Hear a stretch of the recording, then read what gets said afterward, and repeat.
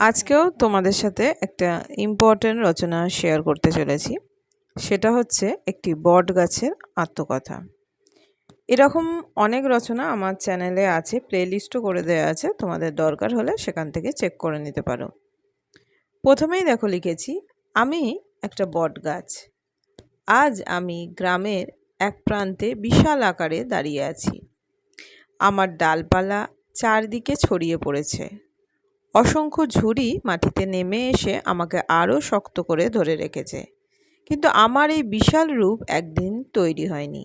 আমারও রয়েছে দীর্ঘ জীবনের এক মধুর ও বিচিত্র কাহিনী। অনেক বছর আগে একটি পাখির ঠোঁট থেকে একটি ছোট্ট বীজ এসে পড়েছিল গ্রামের একটি পুরনো বাড়ির পাশে। বৃষ্টির জলে ভিজে এবং মাটির আর্দ্রতা পেয়ে সেই বীজ থেকে একদিন ছোট্ট চারা জন্ম নিল। তখন আমি এতই ছোট ছিলাম যে পথচারীদের নজরেও পড়তাম না। ধীরে ধীরে সূর্যের আলো, বৃষ্টির জল ও মাটির পুষ্টি পেয়ে আমি বড় হতে লাগলাম। আমি এখানে এইভাবে প্যারা করে করে লিখেছি।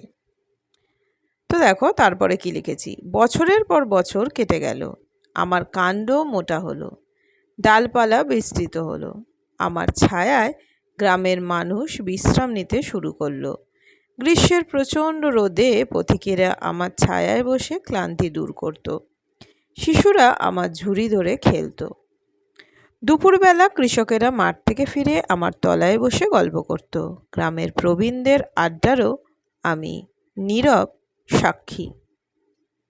আমার জীবনে সুখের পাশাপাশি দুঃখও কম আসেনি।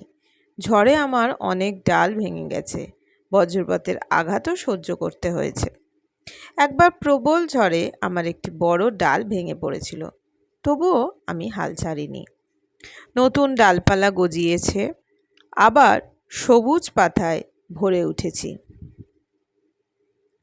তো তোমরা যদি মনে করো কেউ কোটেশন দিয়ে প্রথমটা শুরু করবে, সেটাও কিন্তু করতে পারো।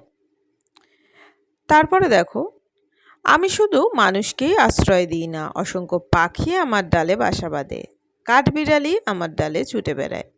আমার পাতার ফাঁকে নানা ছোট্ট প্রাণী আশ্রয় পায়।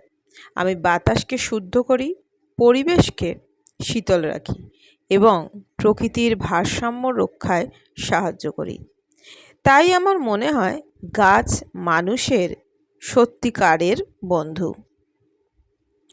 এরপরে দেখো কি লিখেছি। আজ আমি গ্রামের অনেক পরিবর্তনের সাক্ষী। কাঁচা রাস্তা পাকা হয়েছে, পুরনো বাড়ির জায়গায় নতুন বাড়ি উঠেছে।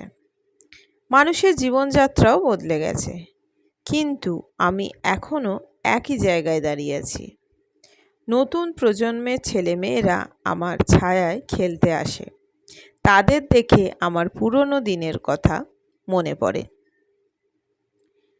এরপরে দেখো, আমার একটাই দুঃখ, মানুষ নিজের স্বার্থে নির্বিচারে গাছ কেটে ফেলছে। বন ধ্বংসের ফলে প্রকৃতির ভারসাম্য নষ্ট হচ্ছে।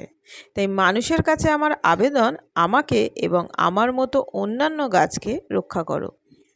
বেশি করে গাছ লাগাও।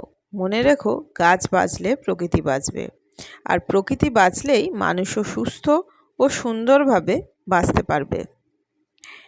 এরপরে দেখো লাস্ট উপসংহার, মানে আমি এইভাবে পয়েন্ট করিনি, প্যারা করে আজকে তোমাদের সাথে শেয়ার করেছি, কিন্তু লাস্টটা যেহেতু উপসংহার, তো কি লিখেছি দেখো।